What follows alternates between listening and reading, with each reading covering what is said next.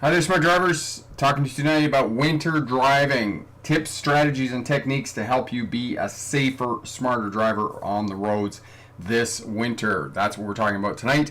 Giving you the skills and abilities to not end up in the ditch this winter. That's what we're doing. Do apologize. I had some technical difficulties here. Of course, I've got all the magic stuff in the world and the technology, but can I make it talk to the computer? Absolutely not. So I had some problems with that. So do apologize for the late start. But we'll get going here. Mallory is here from the Maritimes. Hello, Mallory. Filipino is here. Said it's snowing in Regina. Yes, if you're on the prairies, it's going to be snowing there. Jackson is here. Good. Hello. Corey is here. Bricks for Wheels. Corey is the moderator. Does an excellent job of getting up the videos I suggest you have a look at for more details. Marion is here. Hello, hello. And how do you stop your vehicle on ice? Corey's put that video up for you, for those of you who asked for that information. And Sestasmas Ball, I'll just call you Ball. Hello, and welcome, my friends. Good morning. Somebody else in a different time zone for sure. So, driving manual transmission in the winter, especially here in Saskatchewan. Had to shovel around lunchtime to clean off the sidewalk. Yes, if you're driving a manual transmission, I would argue that a manual transmission is definitely better in the wintertime, because when you push the clutch in, you completely disconnect the drivetrain from the engine. You don't have any residual power as you do in an automatic transmission. Now, what I suggest to people on extremely slippery conditions in the wintertime in a automatic car is to pop the transmission into neutral when you're coming up to a stop sign. That way it's going to disconnect the drivetrain from the engine, and you're just going to be doing braking. Okay, do not gear down to slow down in the wintertime. I know there's lots of smart drivers who think that is old thinking, old school thinking, and it's left over from the days of brakes not being reliable on the cars in the 50s, 60s, and 70s. And we have a very long memory when it comes to driving. Our dad, our grandparents, and we learned, and this stuff just passes down through the generations, and we continue to think, oh, we got to save our brakes, we got to save our brakes. No, you don't have to save your brakes, okay? Brakes are cheap now. They're $500-$600 to replace the brakes on your car. Why would you use $400 brakes to save a $20,000 drivetrain? Doesn't make any sense to me. So, or why would you use a $20,000 drivetrain to save $400 brakes? That's what I need to say. So, know that you want to use your brakes. You don't want to be gearing down, because if you gear down, what's going to happen is potentially you could lock up the back wheels, and if you lock up the back wheels, you're going to lose control of your vehicle. Jackson had a great week until I got to trying to get things going here at 3:30 here, and couldn't get the technology to work. Driving job, I am coming to your country. Thanks. Yeah, you got to get through immigration if you're going to come to Canada and start working here for sure. So, excellent. So lots of people here. Marion is here. I haven't seen Marion for a while. How are you, Marion? Probably since I went off to Australia. Yes, so that was a great trip. Evan says, when moving off from the side of the road, the last check you shall do is your rear view mirror in case someone overtakes you. Actually, the last check you're going to do, Evan, before you pull out is a shoulder check. Yes, you want to check your rear view mirror to make sure that there isn't anybody coming, but you're going to be shoulder check as your last check before you pull out is what you're going to be doing. But yes, you're right, you're going to be checking your rear view mirror as well. Queen, how do I parallel park a sedan to a truck Dodge correctly? Thanks. Corey will put up the video for you on parking a larger vehicle, and that will definitely help you out with parking a larger vehicle. So let's get over to the presentation here. We'll get through that, and then we'll come back and we'll talk about black ice, which, you know, I use in the proverbial term because it's not really black ice. They've never seen black ice come out of a soda machine. So there isn't black ice, it's just ice. We'll show you where it is and where potentially it could catch you off guard in the winter time. All right, so bad weather, dadgummit, are you stuck in the ditch again? And this is what we want to do. We want to have the skills and techniques and abilities to stay out of the ditch in the winter time. Yes.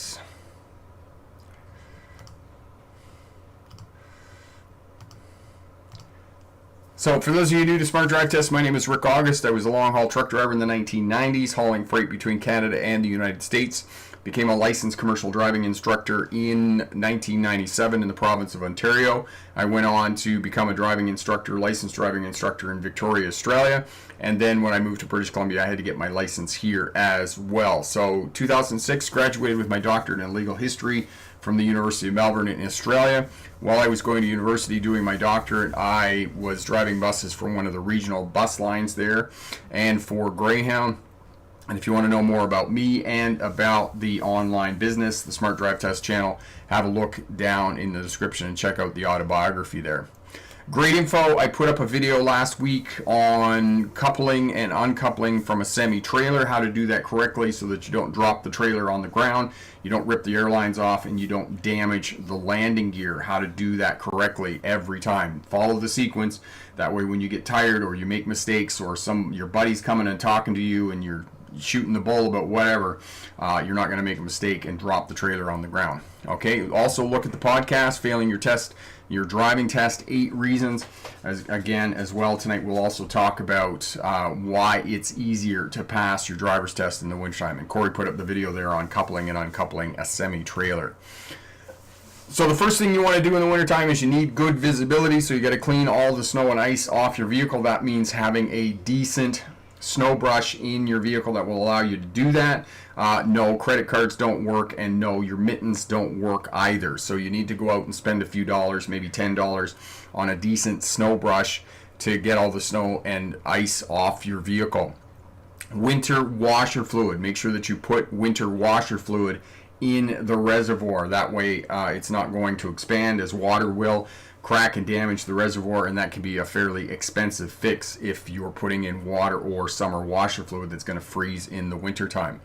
Alright, if you get into a lot of junk, salt, pickle mix, sand, those types of things out on the roadways, and it's melting and there's lots of spray from other vehicles, you're going to have to go into a fuel station, probably clean your windows and those types of things. I've had to have that happen.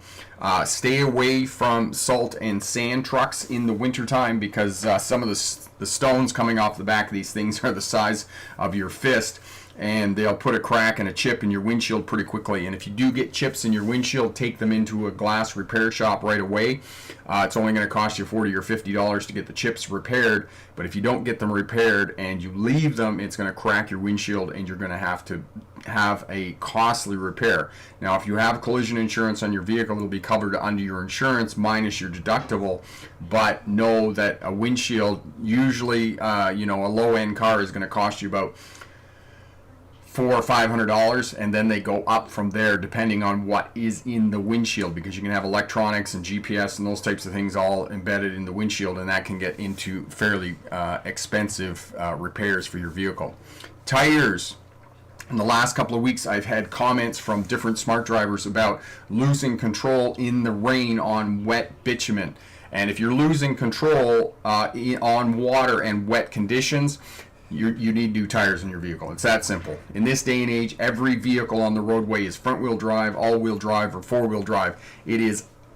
These vehicles provide really good traction on your vehicle, and if you're not getting good traction, you simply don't have enough tread. You need to get the tires inspected, and you probably need to get them replaced. A lot of places have laws that you have to have winter-rated snow tires to drive on the roads. A lot of mountain passes here in British Columbia. I know that the province of Quebec also has snow tire requirements for the winter time, so you need to have M&S tires, mud and snow, or you need to have the mountain snowflake symbol on your vehicle. Some places here in British Columbia, for example, you can run steel-studded tires on your vehicle, which are really good if you're running on hardpack or you're running in the mountains up and down to the ski hills, those types of things. And as well, in the wintertime, of course, most vehicles are going to have pressure monitoring systems in them. Make sure that you have the proper amount of air in your tires. If you don't, you'll have to get yourself a tire gauge and check the tires to make sure that you have good inflation. Alright, stopping on ice. The rule of wintertime is slow down back from where you actually want to stop and then creep up to where you actually want to get stopped, okay? If you do start slipping and sliding, because it's going to be very slippery at intersections in the wintertime, get off the brake, get off the accelerator, and steer the vehicle in the direction that you want to go. Again, I repeat, because this is so important. Slow down back from where you actually want to stop, and then creep up and to where you actually want to get the vehicle stopped. That way you're not going to park in the trunk of the vehicle in front of you. You're not going to rear end the vehicle in front of you. So lots of space, go slow, and slow down where you want to get the vehicle stopped. All right. Loss of control. The reason that you could potentially lose control of your vehicle in the wintertime is too much steering, too much braking, and too much acceleration. Any overuse of the primary controls is going to cause you to lose control of the vehicle. And as well, keep in mind, a locked or spinning wheel is always going to lead. So if you have a rear-wheel drive vehicle, for example, this is probably the most extreme example because there's very few rear-wheel drive vehicles anymore, but you step on the back end and the tires start to spin, the back end of the vehicle is going to start to come around because you are over accelerating. All right, slush and deep snow. If you get into slush, and oftentimes it'll pile up in a trench between the lanes of traffic, and if you get into that slush, it will push you around and it may push you into other traffic. So know that you got to go slow. You have to have a deft touch on the steering wheel, and do not turn the steering wheel very much if you get into that or deep snow. Okay, focus on where you want to go. Use your foot to work the accelerator, and sometimes you're going to have to push the accelerator, release the accelerator, and push it again. All right, and do not pass on curves on snow and ice in the wintertime. This is where most people get into trouble and end up in the ditch, is on curves, corners, and turns, because you get the vehicle out of line, it's slippery, and then the vehicle oftentimes will just, the back end will come around or the front end will go sideways, and you're not able to recover it from the skid. All right, passing large vehicles. Big vehicles are going to kick up a lot of snow. They're going to impede your vision. It's not likely that you're going to be able to see in the wintertime, so know that. You want to stay back. You want to be looking for your landmarks so you can locate the roadway in the wintertime. Signs along the roadways, utility poles, electricity poles, all these types of things that are going to mark out where the roadway is. Other traffic, hopefully other traffic is going to be driving on the roadway. Okay, and be aware of changing light conditions, going in underpasses, clouded areas, any place that lies in shadow of a mountain or a building or something like that, because all of that is going to affect driving and traffic patterns of other people on the roadway. Chop steering. This is adopted from racing, and it is a technique that you can use to try and regain control of your vehicle. Often it happens when you have understeering happening, and this is when you turn the steering wheel and the vehicle continues to go straight. So what you can do is you can turn the steering wheel, release the steering wheel back to straight, and then turn it again, and keep doing that until you regain traction on the steer tires. As well, you got to stay off the brake so that the tires will roll and the tires will find traction, and you can get the vehicle to go in the direction that you want it to go. Skid control. Drive for the conditions of the roadway. If you're a new driver and you don't know how fast to drive, I can guarantee you, if the weather is bad and there's snow on the roadways, just go at the flow of traffic, because everybody else will be driving slow and will be trying to have as much traction as they can on the roadway. So just keep up with the rest of the flow, but make sure that you have that good space management in front of your vehicle, lots and lots of space in case somebody does something goofy while you're driving. Okay, steer in the direction you want the vehicle to go. Use chop steering. Get off the brake and the accelerator and look in the direction that you want to go, and try and get out of the ruts where everybody else is driving, because again, like slush, like deep snow, that is going to push you around on the roadways. All right, skid recovery. Steer in the direction you want to go. Get your foot off the accelerator, get your foot off the brake, and don't give up. Work the steering wheel. You're going to have to do a lot of work to recover from a skid. As well, make sure that you're wearing your seatbelt. Use the dead pedal. It's the place on the extreme left where most of the time you rest your foot. However, you can put your left foot on the dead pedal and push yourself back into the seat. If you don't have your seatbelt on, you're not going to stay in the driver's seat, and if you're not in the driver's seat, you can't drive the car. So, seatbelt on. That way you can maintain control of the vehicle. And if a crash is imminent, try and slow your speed as much as possible by pumping the brakes. Try and get as much traction to get slowed down. Look in the direction that you want to go. Steer like a crazy person, and you're going to have to steer like a crazy person to try and get it back into line, okay? Don't give up and aim for something small if you do get into trouble and your out of control with the vehicle. Okay, aim for something small. Don't aim for a tree, don't aim for a rock, because trust me, they don't move. Try and look for a fence, a hedge, something that's small that's going to cushion the impact when you strike whatever you're going to strike that you're aiming for. All right, conclusion: adjust your speed to conditions, have good tires on your vehicle. If you're driving a pickup truck or whatnot, you might want to consider putting some extra weight in the back, a couple of sandbags or whatnot, so that you can have some more traction with your vehicle. But again, most vehicles in this day and age are going to be front-wheel drive, all-wheel drive, or they're going to be front-wheel drive, all-wheel drive, or four-wheel drive is what you're going to have in this day and age. Okay, skid control. Keep your seat. Make sure that you have your seatbelt on so you stay in the driver's seat. Steer like a crazy person. Steer in the direction that you want the vehicle to go. And if you are going to crash, try and aim for something that's going to cushion the impact. A fence, a hedge, a small tree, bushes, shrubs, those types of things. Excuse me.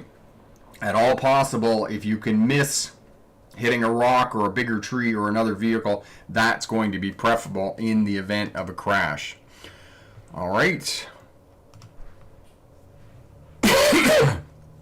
Back over here. Rawson's here. Yep. Hello, my friend. No worries about being late. John, is it better winter tires or studded tires in Maine? Now, the first thing consideration you have for studded tires in Maine, John, is whether the state allows you to have studded tires on your vehicle. I know that there's a lot of places where you simply can't have studded tires, but if you have a choice and you can run studded tires in the state of Maine, then definitely studded tires are going to be better. Now, there are some downfalls to studded tires. The studs don't last very long on them. They only last a couple, 3 years. As well, studded tires are noisy on dry pavement, extremely noisy on dry pavement.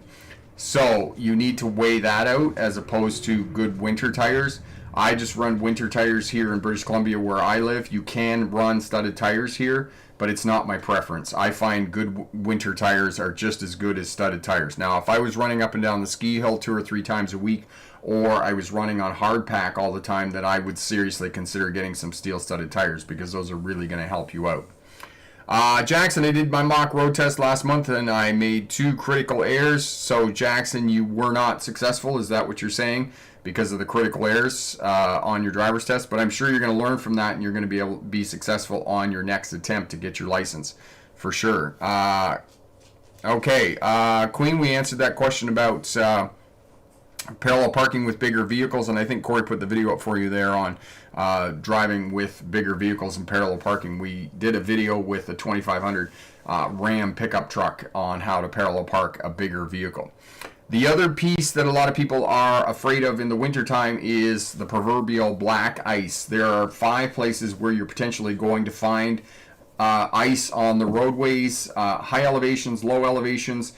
Bridges and overpasses are going to freeze first. Any place where the roadway runs past a body of water, or any place where the roadway lies in shadow. For example, a building or a mountain or shaded trees or those types of things. All of these are places where you're going to find ice.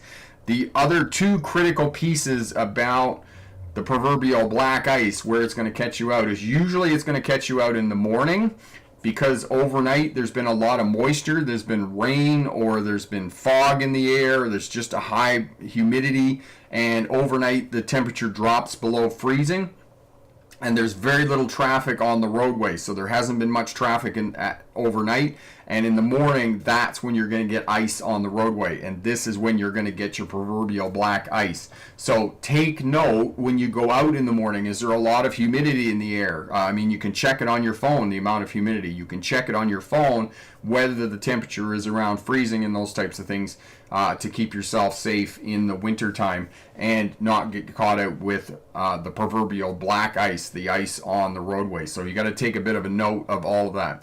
The other piece about that is ice and snow is more slippery when the temperature is around freezing. So 0 degrees Celsius or 32 degrees Fahrenheit, that is when roadways are going to be most slippery. It's not when it's minus 20 or it's 0 degrees Fahrenheit.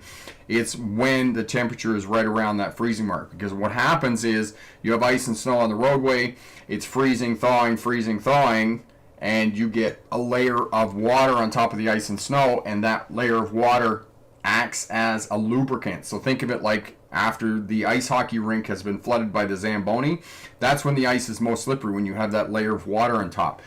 Same thing on roads and highways in the wintertime. When the temperature is around freezing, that's when it's the most slippery. It's not when it's minus 20 out. I mean, there's good traction. If you've got good tires in your vehicle, you're going to be just fine in sub-zero temperatures.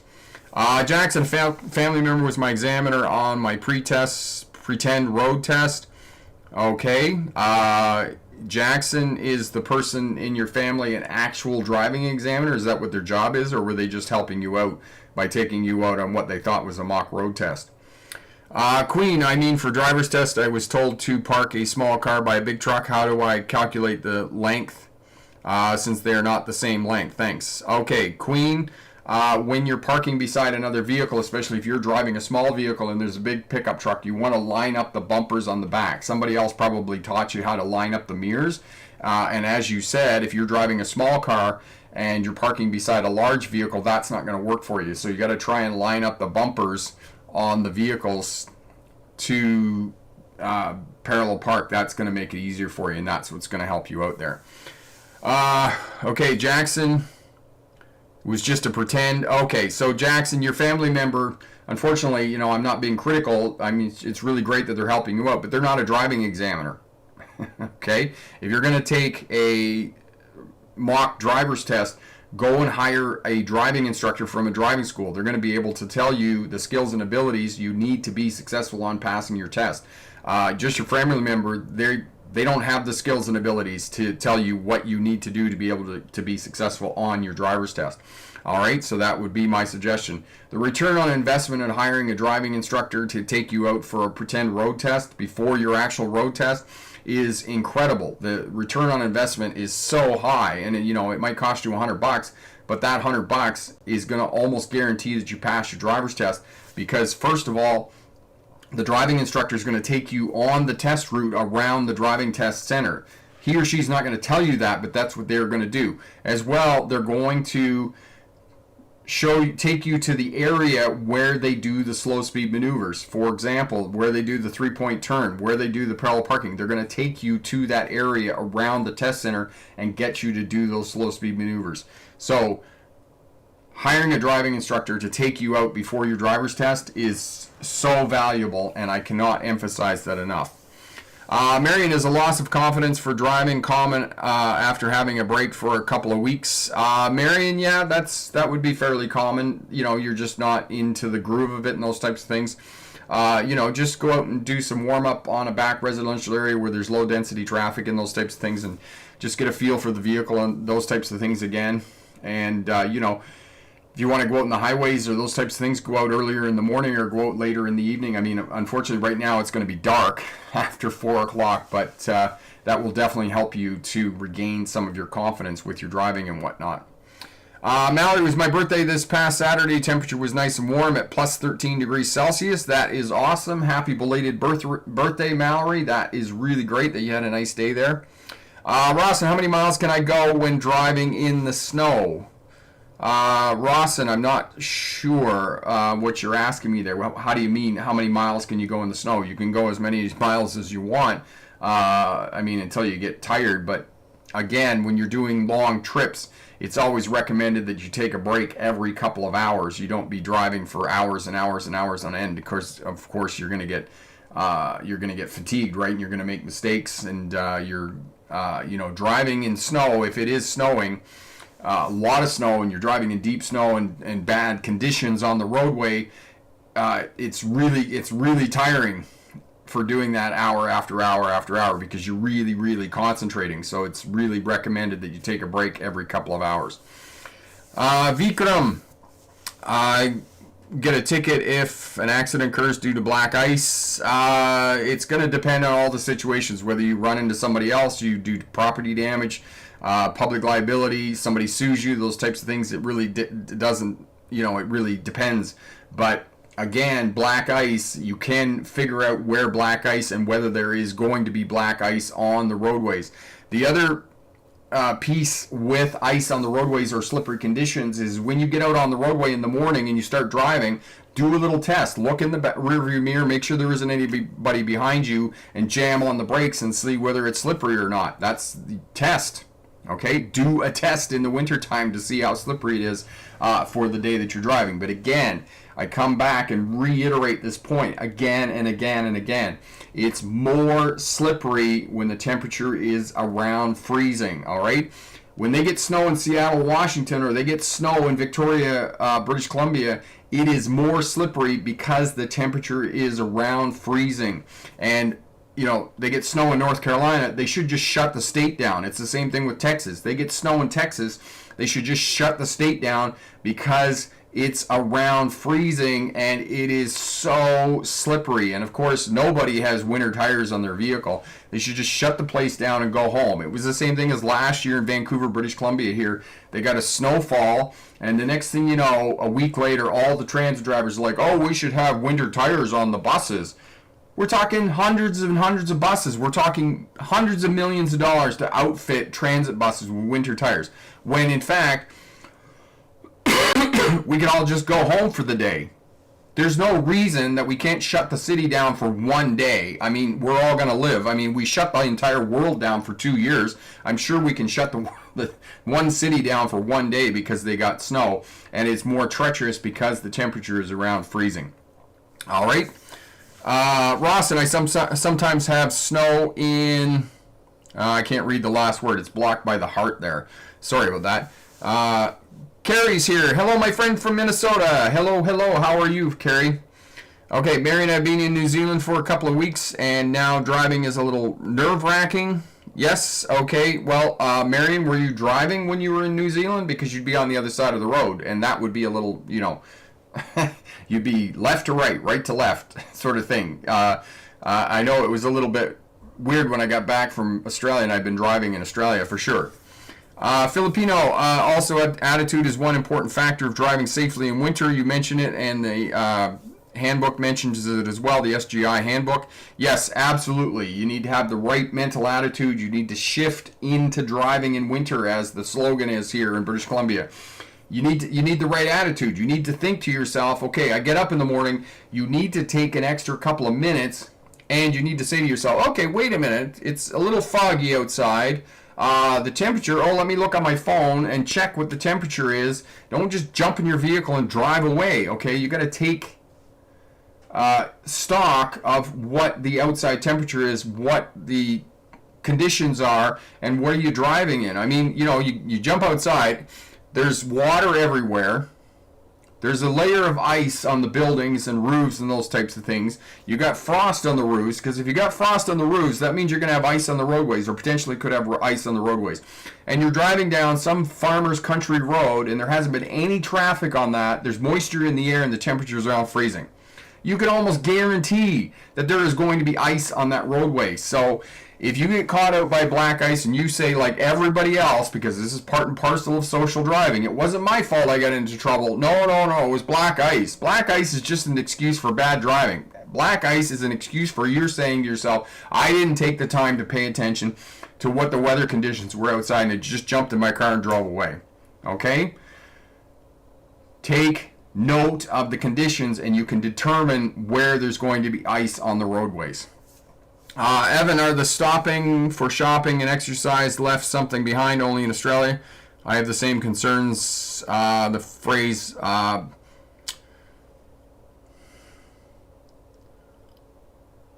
have no idea what you're talking about, Evan. Can you rephrase that? Because stopping for shopping, don't know. Don't park too close to an intersection, because if you do, if the vehicle overtakes you, the car from the perpendicular road will crash into the overtaking vehicle. You're not. Most states, they have a law that you can't pass within 100 feet of an intersection, so that should help you out there in terms of passing. Marion, no, I didn't. I wasn't confident enough. You should have done it, Marion. Driving in New Zealand, it's pretty much the same. I mean, because everything's relative, right? You're sitting on the other side of the car. You're driving on the left side of the road. The only thing that's different is this selector. But hope you had a great trip nonetheless there in New Zealand, because it's just a fantastic country to visit for sure. Joey, also leave way earlier so you won't be in a hurry. You will have all the time to pay attention and slow down. Yes, you want to leave a little bit earlier because you're going to have to go out. You're going to have to clean the snow and ice off the glass and the vehicle and those types of things to keep yourself safe when you're driving in the wintertime. So know that you're going to need a little bit more time in the wintertime, as Joey said. Carrie, you got a ticket once for getting into an accident skidding on ice. Yeah, there's the question. Ultima. I'm from Saskatchewan. I got my test refused today. We got into a whiteout, and the examiner said I was very calm and confident, but I got stuck on a turn, and others were stuck. It was wild. Free rebook. I'm actually surprised that they even took you out in whiteout conditions like that. Usually they just postpone the test, so I was surprised that they actually did that. Ross and I have driven on the interstate, and I was not afraid of the interstate. That's awesome. Congratulations, Ross. And a lot of people there are a number of people who do have some trepidation and some fear and anxiety about driving on the interstates and freeways. My friend Big Mac Sam, hello, just stopping by to say hello and say good luck to everyone. Bricks for Wheels, don't forget to give the stream a thumbs up. Thank you so much, Big Mac Sam. Always a pleasure for you to drop in, my friend. Ultima, being calm was key to, so he let me go again tomorrow or next week if I want. Awesome, that is great. Yeah, definitely just keep your calm, keep your cool, don't get excited, especially if the weather turns bad or you're in a whiteout or wintertime conditions and those types of things for sure. Awesome. Parsley passed my driver's test this past spring, and so far so good, but I'm not excited about the first year driving in the winter. Thanks for reminding me about taking time and taking note of the conditions before driving. Yes, absolutely, my friend. Marion, my sister-in-law, wasn't buying it. It was her car and she didn't want to chance it. Family. Gotta love family. They're so weird about their personal possessions. I just don't get people. I'm just like, yeah, here's the keys. Go and have fun. Knock yourself out. Other people are like, oh my God, it's my car. You might put a scratch in it. Oh, can't drive your car. No, you cannot drive my car. I know so many people like that. And men in pickup trucks. That's the other one. Men in pickup. It's my pickup truck. I'm the man. I drive the man truck. It's like, really, dude? Come on. Get a grip. Yeah, my mom has a neighbor like that in Ontario. It's just like his man truck, and he's out there polishing it. Ooh! And it's like nobody drives the man truck except him. It's like I had friends like that too. He had a truck, and it's like nobody drives the man truck except him. Oh my God, that stuff just makes me shake my head. It's a machine. Have fun. Go explore. Oh, funny. Ultima came out of nowhere. That's normally it would be, I believe. You're great and liked all your videos. Thanks for all you do. Thank you so much, Ultima, for your kind words. That is awesome, my friend. Epic, 10 years ago, I was inside a school bus with an international engine, and it was making this weird thing sound. If there way to prevent that sound when starting up or not. Bus was using summer fuel. Yeah, there isn't really much of a difference, Epic, between summer diesel fuel and winter diesel fuel. They just put an additive in it in the wintertime to prevent, because there's wax in diesel fuel, and if it gets too cold, the wax will actually gel up. So they put a conditioner in the fuel to prevent it from doing that. But diesel engines in the wintertime, when it's like super cold, when it's like 10 degrees Fahrenheit or it's like minus 20 degrees Celsius, diesel engines do not like that at all. Because keep in mind, a diesel engine is different than a petrol engine, okay? A petrol engine, an internal combustion engine, has spark plugs. So there's an actual spark inside the piston chamber that ignites the fuel in the air mixture.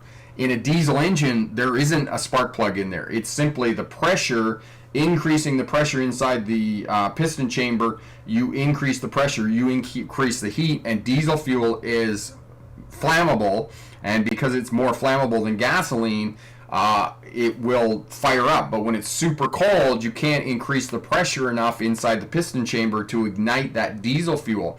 So most of the time, once the temperature starts to dip into sub-zero, you need to plug in a diesel engine for it to get started. Or you got to do the old school thing where you're cranking it over and you put ether into the breather while you're cranking it over. But that's pretty hard on the engine because the ether dries out the inside of the piston chamber, and metal on metal is never a good thing. But diesel engines, they're not really great in the wintertime. I mean, they're fine once you get them started, but getting them started, they don't like it after that. They don't like that starting bit. Yeah, Parsley the man truck. Yeah, for sure.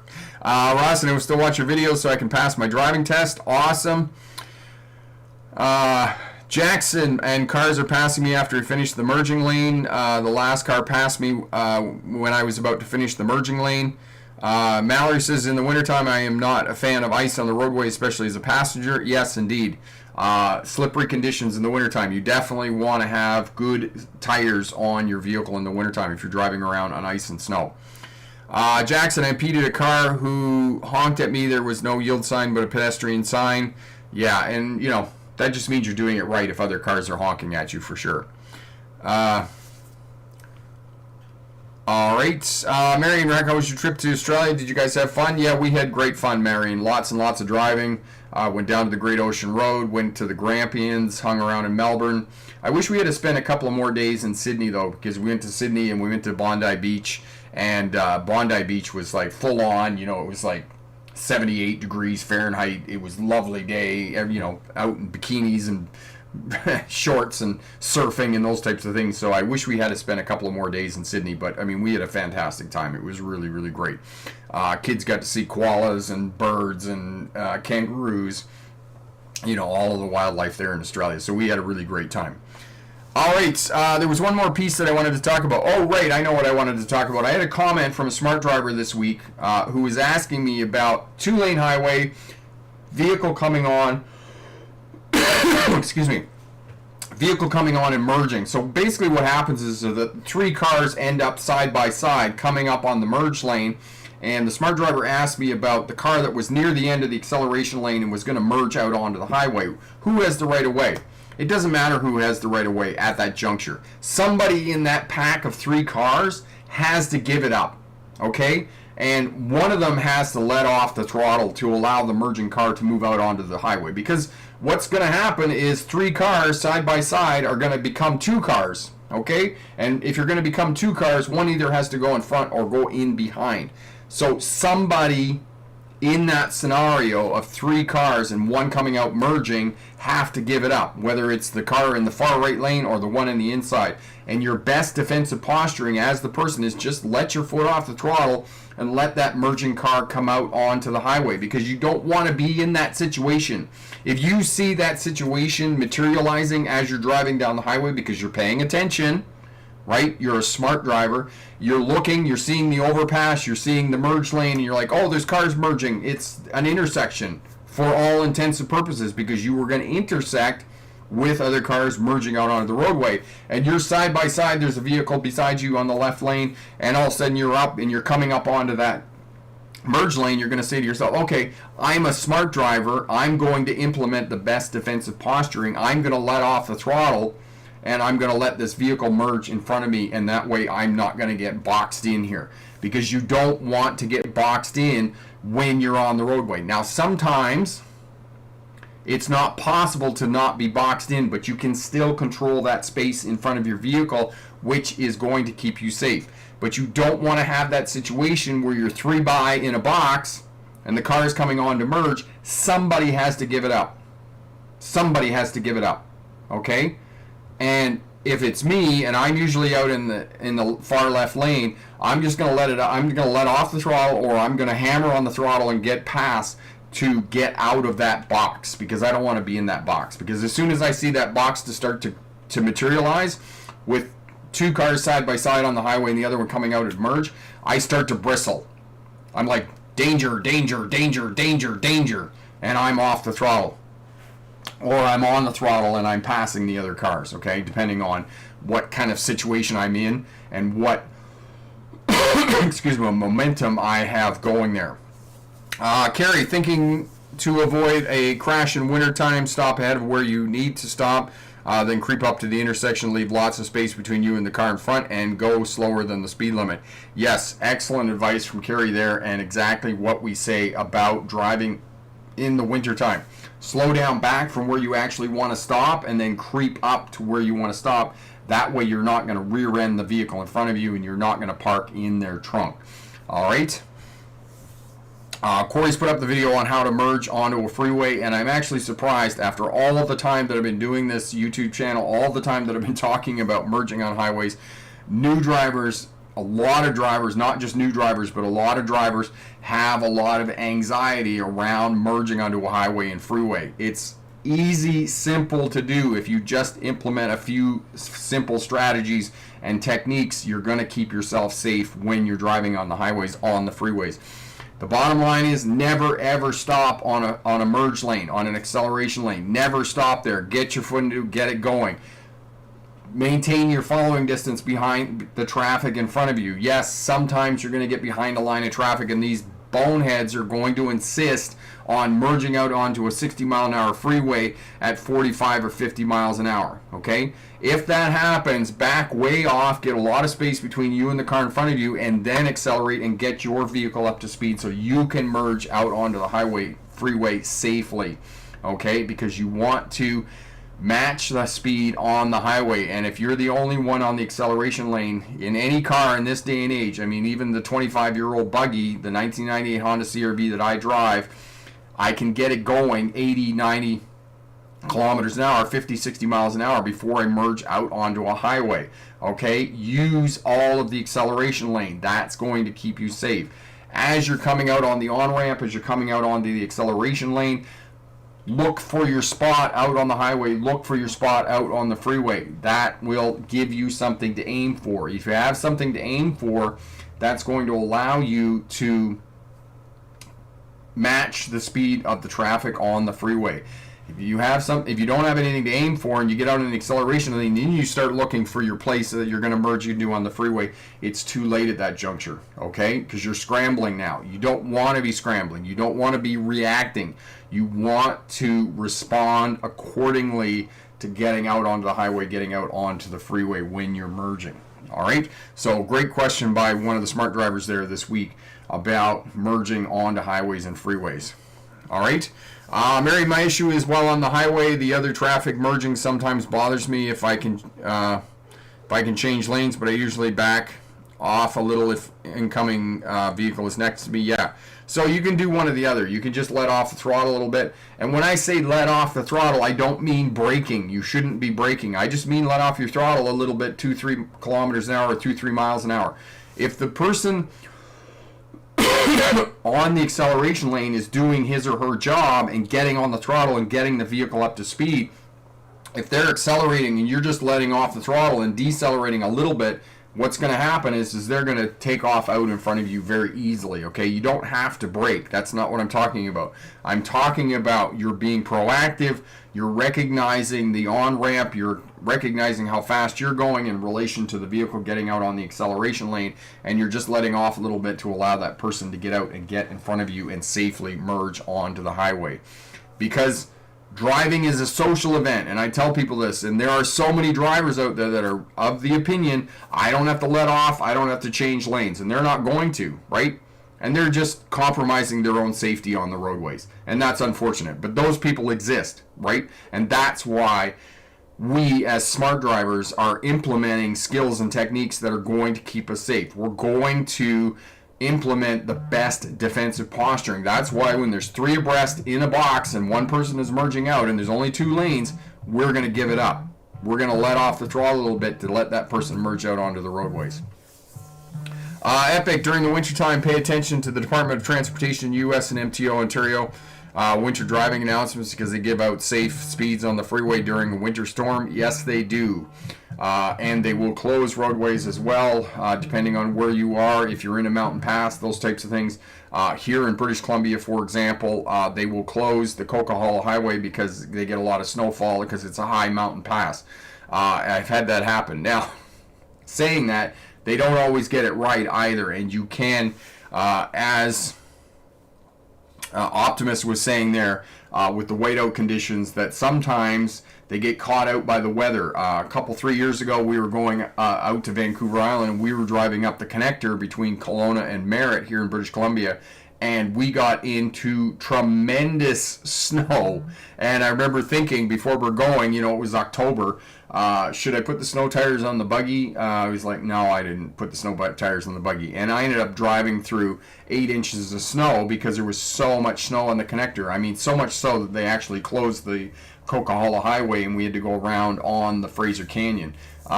Beautiful trip. Adds another 90 minutes to the trip, though, for an 8-hour day. So it adds a lot more time. So know that sometimes you're going to get caught out, but exactly what Epic was saying, pay attention to look at the websites before you travel, look at road closures, those types of things. If you are traveling in mountain passes or out in the country or those types of things, outfit your vehicle with an emergency survival kit, okay? Have some food, non-perishable food in your vehicle. Make sure you have some water, you have a pot, you have a candle that you can melt snow and those types of things. As well, if you need prescription medications that you're taking every day, be sure that you have your prescription medications in the vehicle, and make sure that you have a charging cord for your phone, because that way you can call for help, because you don't want your phone to go dead on you, right? And as well, with your phone, you can have a light in the vehicle. If you are running your vehicle, only run it every 15 or 20 minutes to get enough heat in the cabin, and then turn it off, because you don't want to be overcome by carbon monoxide in the vehicle. Now, if you're pulling your vehicle, you have a tow strap, you have a shovel, you have traction mats and those types of things. If you do get stuck, you could potentially use all of those.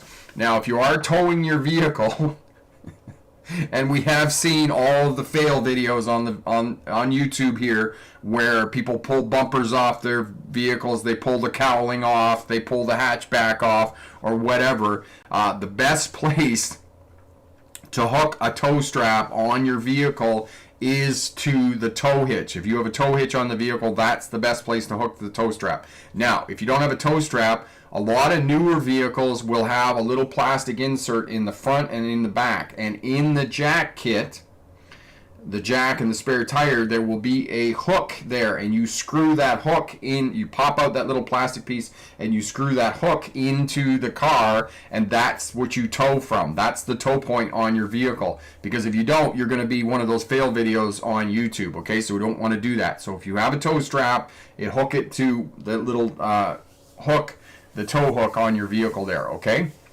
325, took and passed my 2 driver's tests in smart car. What do you think about little ones? What do I think about little cars? Well, congratulations on passing your test in a smart car. That's really great. For me, they're like big go-karts. They work in Europe. They don't work in North America, which is hilarious. But I mean, people drive around on them, so it's really great. But congratulations on passing your driver's test. That is absolutely awesome, my friend. Congratulations. Mallory, great live stream tonight. I really enjoyed all the tips. That's awesome, Mallory. Glad we could help out. Carrie, when is the best timing to put on snow tires? Now, Carrie, it's going to be a personal preference, all right? If you're going to take it into a tire shop and you live in Minnesota, I would suggest anytime now you can put your winter tires on. Me personally, I wait until we actually get snow on the ground before I put my snow tires on. Now, saying that, I am handy. I have equipment in my garage. I can just pull my buggy into the garage, and in 20 minutes I have the snow tires changed out. Okay?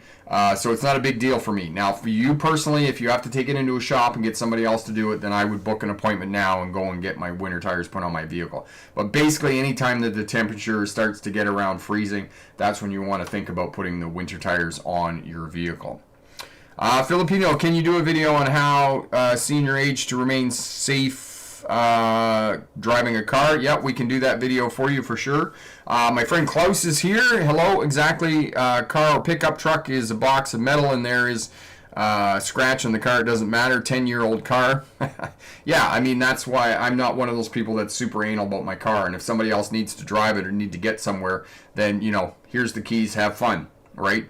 But there are lots of people out there who are that old school mentality that it is my vehicle and nobody else drives it. Ever.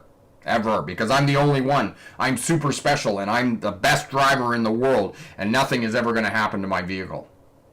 That's pretty much the thinking. Filipino, do you have tips for senior people how to drive safely? I don't specifically, but I do have a lot of videos. Definitely, Corey will put up the video for you on 5 defensive driving tips, and that will definitely help you out to keep yourself safe when you're out on the roadways there for sure. 325 took an okay. Smart cars, think about our little ones, Rick. Okay, yep, I had already talked to you about that. Marion, like the program on TV called Highway Through Hell, they pull the bumpers off trucks all the times. Yeah. Because they don't hook to the pull point on the vehicle, which, you know, if you're running a tow company, which is just makes me laugh all the time. It's like, why? How do you not know that? How do you not know that? Pug, you helped me pass my license 2 years ago. Thanks so much. You are most welcome, my friend. Congratulations. And how has the driving been going in the last couple of years? Still getting over. Last week I didn't have a live stream. It was Halloween. Also, the fact I was sick. I had pneumonia. So I was really down and out for a week or so. And still kind of getting over it. But we're moving forward. Marion, you make me laugh so much on this live stream, and that is awesome. Glad we can have a little bit of humor here in the world. Okay, so black ice. Let's talk about the proverbial black ice, because so many people are terrified of black ice. Oh my God, we're going to die. We're going to spin out and die in the world. Crash into a tree, and a car is going to explode in a fire inferno. Very few cars explode in this day and age, okay? Pintos were probably the last ones that exploded. You know, like you see car fires on the television and Hollywood films all the time. Car fires are very rare in this day and age. There are so many safety features and systems on the vehicle. Fuel tanks are protected, and it's unlikely that they're going to get punctured, because fuel tanks are usually in the center of the vehicle to protect them so that they don't explode. There's also baffles and those types of things in them. So know that it's unlikely that if you do crash in the wintertime, you know, crash into a tree, it's not likely that you're going to die in a fiery inferno in your vehicle. It hasn't been a problem since the Pinto, the Ford Pinto in the 1970s. I actually drove a couple of Ford Pintos. They were a gutless bucket of metal. They had zero power. And again, going back to a couple of weeks ago, when I was on my little diatribe about, you know, anything that is less than 2-liter 4-cylinder engine should be a manual transmission. It's just has to be a manual transmission. Marion just corrected me about Teslas. Yes, Teslas and other electric vehicles seem to catch on fire quite a bit. Interesting. Yes, so ICE, internal combustion engines, they don't seem to catch on fire so much now, but electric vehicles, yes. You know, and some people have some theories about it's a seat warmer. Maybe. I don't know. Close, I've been towing strap in my car. Smart car like a Mini Cooper Opel Corsa. Electric cars exploding like in the movies. Yes. There we go. Okay. Parsley, glad you're on the mend now. Pneumonia is no fun at all. No, it's not at all. And like I said, I had 3 or 4 days there where I just did not get out of bed. It laid me out flat. I had something else. I had a viral infection first, and then it turned into pneumonia. So, not good. But I'm good now. I'm good. I'm back. Jackson, one fun question, Rick. What happens if you cheat on the test and you were the examiner? I don't know how you could cheat on a driving test. So, I mean, I can understand that you might be able to cheat on the learner's permit, but that's even more difficult because they don't give you any texts or books or anything. You can't even have your phone out, I don't think. So, I don't know how you would cheat. I mean, unless you faked that you were somebody else and had some ID and sent your brother in to do your driver's test for you. But then on the other hand, I don't think I would trust my brother to do the driving test. Perhaps. Anyway, so let's reiterate about black ice, dying on black ice, okay? Where do you find ice? The 2 critical factors. Okay, usually in the morning is when you find ice on the roadways. You're usually on a remote road that has not had a lot of traffic on it. There is a lot of moisture in the air, okay? It's been raining overnight, the temperature dropped, you have frost on the roofs of the houses. That's a good indicator that could potentially be ice on the roadways. Where are you potentially going to find ice on the roadways? Bridges and overpasses freeze first. high elevations, low elevations, any place that the roadway runs near a body of water, and then any place where the roadway is in shadow. So underneath an overpass, there's a building on a cliff and it's shadowing the roadway. These are the places where you potentially could find ice on the roadways. But take note of high humidity. Okay, take note of the fact that it's cold, and take note of the fact, hey, wait a minute, I drive down this country road every morning and there isn't a lot of traffic on here. Think of it like a river, okay? Where does the river freeze? The river freezes where the water is still, not in rapids, okay? It's the same thing as roadways. Roadways freeze where there isn't very much traffic, okay? Because the water needs to settle and freeze. So that's where you're going to find ice in the winter time on roadways.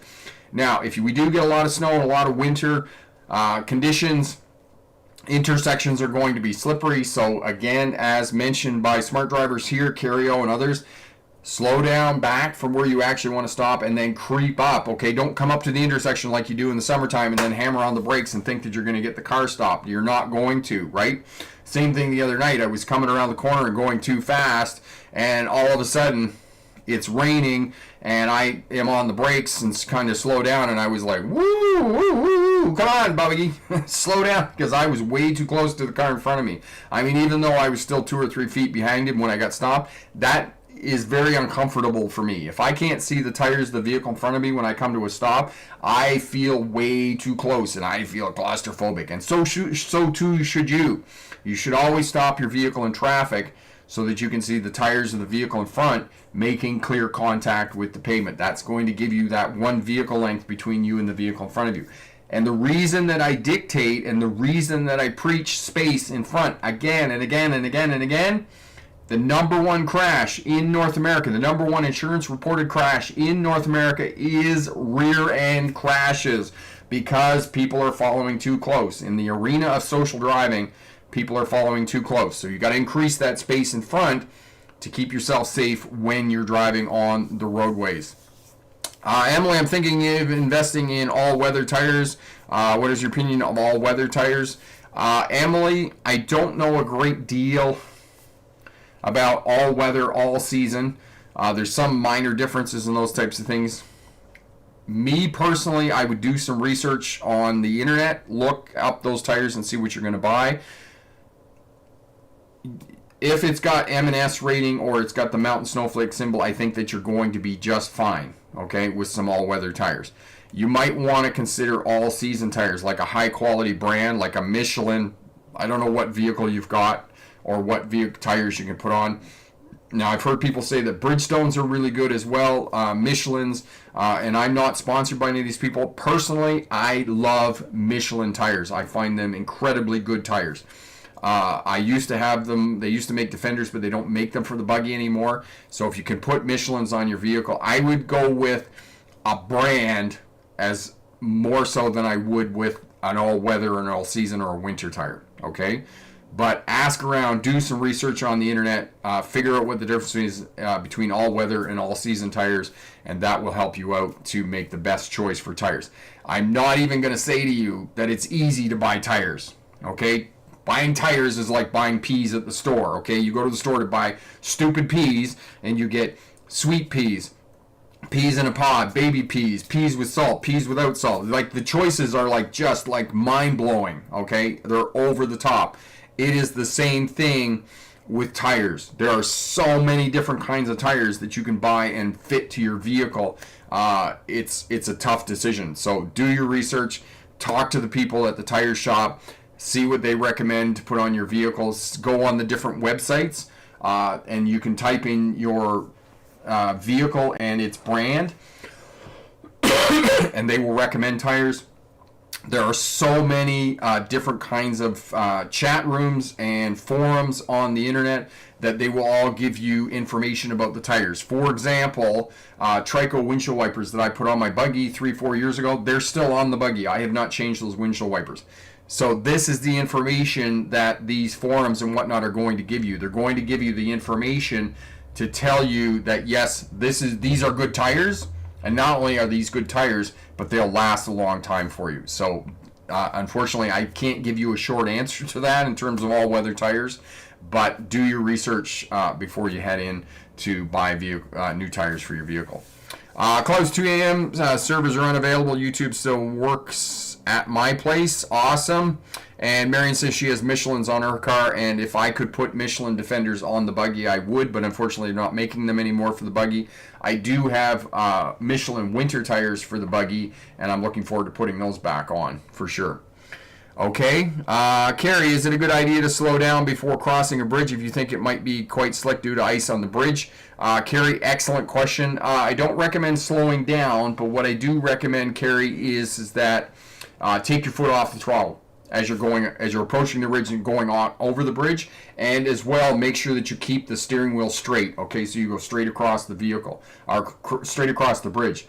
There is a video here on the channel where the guy does a whole bunch of videos on cars losing control in freezing rain and snowstorms and those types of things. And one of the vehicles that loses control on a bridge on ice is a pickup truck. Okay, pickup trucks, despite the fact that they have four-wheel drive, are dangerous in the wintertime. Okay, and if you're going to lose control, you're going to lose control in a pickup truck because of the uneven weight distribution of the trucks.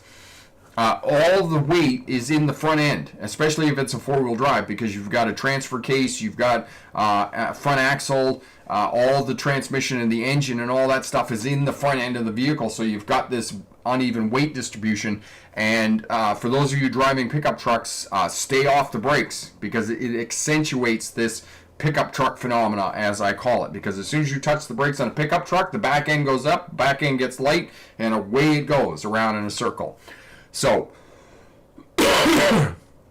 keep it in a straight line. Take your foot off the throttle, keep it in a straight line, and as you get halfway across the bridge, just kind of nice and gentle onto the accelerator to keep yourself safe there driving in the wintertime on snow and ice.